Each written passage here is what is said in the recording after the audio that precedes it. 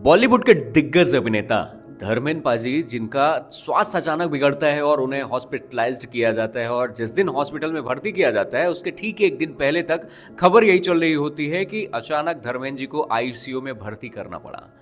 और ठीक दूसरे दिन बड़े बड़े मीडिया, बड़े बड़े न्यूज चैनल वालों ने उनके निधन की खबरें चला दी।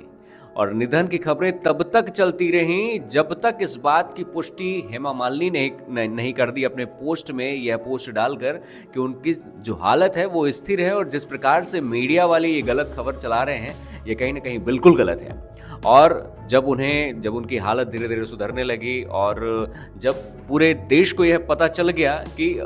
निधन हो चुका है, और निधन के बाद जब यह पुष्टि हुई कि उनका निधन नहीं हुआ है, यह तो महज अफवाहें हैं, और बड़े बड़े न्यूज चैनल, बड़े बड़े मीडिया चैनल के माध्यम से ये अफवाहें लोगों तक फैला दी गई। सोचिए, जिस बड़े बड़े न्यूज चैनल्स का लोग विश्वास मानते हैं, जिसका सच मान लेते हैं, ऐसे बड़े बड़े न्यूज चैनलों पर जब ये खबरें चल रही थी तब लोगों ने इस बात को सत्यता से स्वीकार कर लिया था। और इस बात से स्वीकार कर लिया था कि जब इतने बड़े बड़े न्यूज चैनल इस निधन की खबर को चला रहे हैं तो बड़े बड़े राजनेता, बड़े बड़े सेलिब्रिटीज और बड़े बड़े लोग जिनकी जो भावनाएं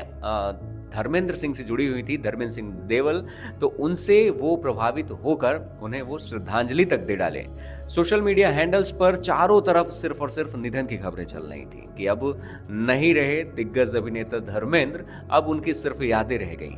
लेकिन जिस वक्त उनके घर वालों ने ये खबरें देखी तो बहुत ज़्यादा क्रोधित हुए, बहुत ज़्यादा नाराज हुए, और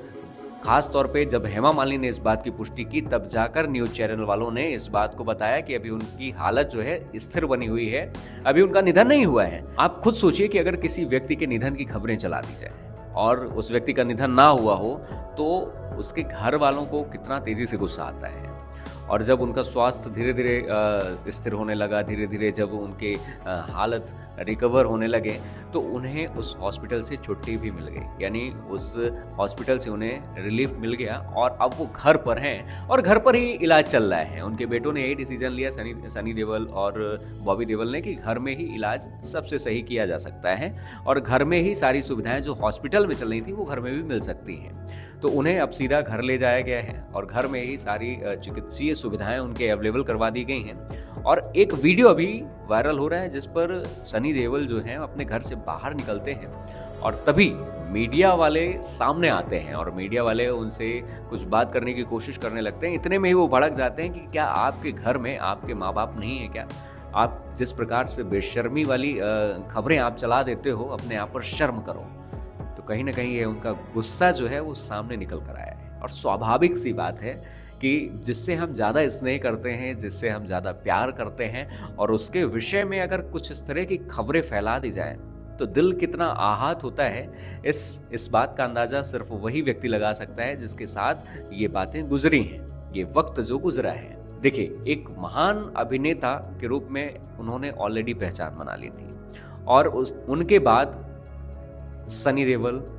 बॉबी देओल, अभय देओल और उनके उस देओल परिवार में कहीं ना कहीं बहुत सारे ऐसे सेलिब्रिटी एक्टर निकल कर आए हैं जिन्होंने मनोरंजन जगत को बहुत ज़्यादा फिल्में दी हैं।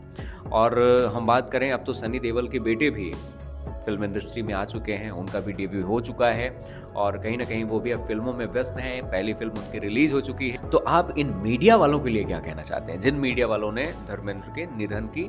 खबरें चला दी थी और लोग श्रद्धांजलि देना शुरू कर दिए थे? क्या इन पर कोई कड़ी कार्रवाई नहीं होना चाहिए? क्या ऐसे न्यूज चैनल, क्या ऐसे मीडिया चैनल वालों पर भी कोई कार्रवाई होनी चाहिए? आपका क्या मानना है? वीडियो के कमेंट में आप अपनी राय जरूर दें